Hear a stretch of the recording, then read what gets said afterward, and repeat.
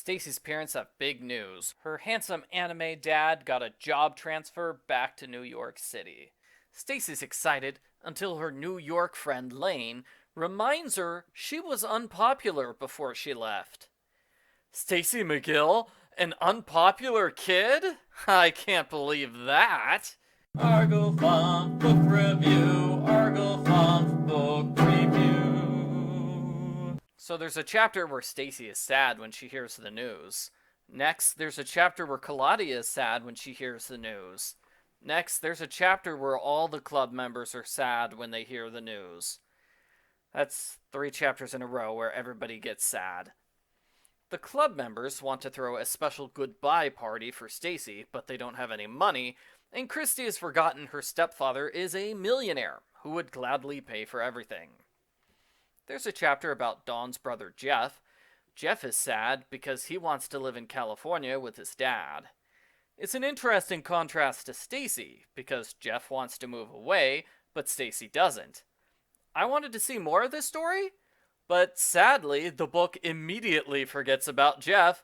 He doesn't appear again. Stacy's family has too many things, so Stacy suggests having a yard sale. The yard sale makes up the majority of the book. It's moderately interesting, but I suspect the author doesn't know much about garage sales. She thinks garage sale flyers should have pictures and poems? No! The flyer should have the time and the address of the sale so people can find it. The goal is to get people to visit the sale, not to impress them with your poetry skills. Also, Stacy thinks every item must be individually priced and tagged.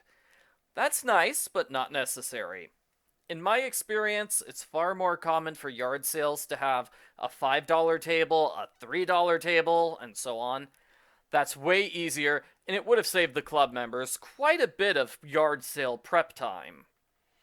Laine tells Stacy that somebody in New York called her barf mouth. Stacy's upset, and she worries she won't readjust to her life in New York.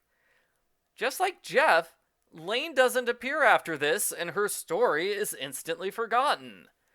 What was the point of giving Jeff and Laine interesting stories only to ignore them? There's a babysitting chapter where Stacy breaks the bad news to her favorite kid, Charlotte Johansson. Charlotte is super adorable in this book. I liked it. In another babysitting chapter, the Barretts have a toy sale that only gets one customer. The babysitters scramble to get the yard sale up and ready, even though they show up an hour and a half early.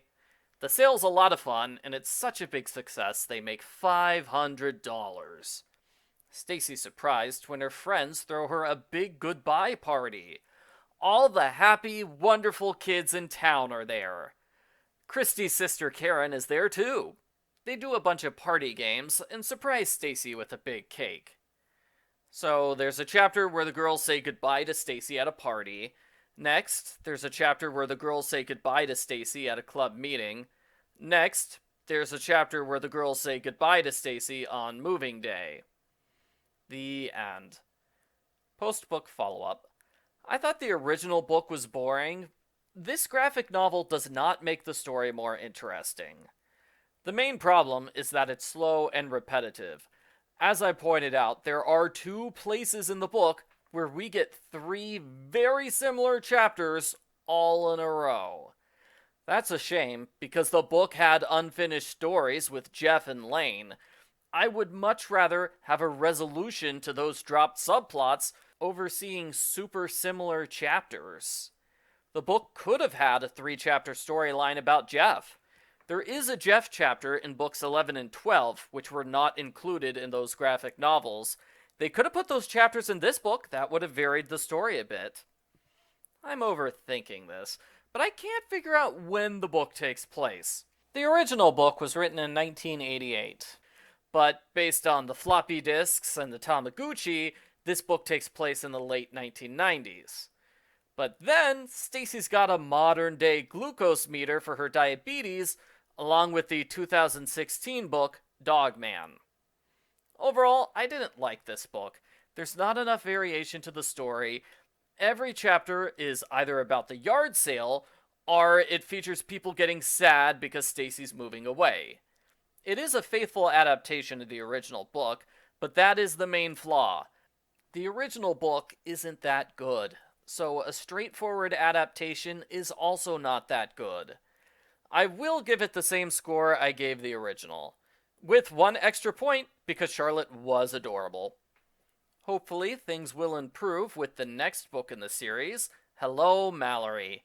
I mean, Little Miss Stonybrook in Dawn. I mean, Jessie's Secret Language. Right, that's the book which comes after this one. I give Babysitter's Club graphic novel number 11, Goodbye, Stacy, goodbye, a 2 out of 10.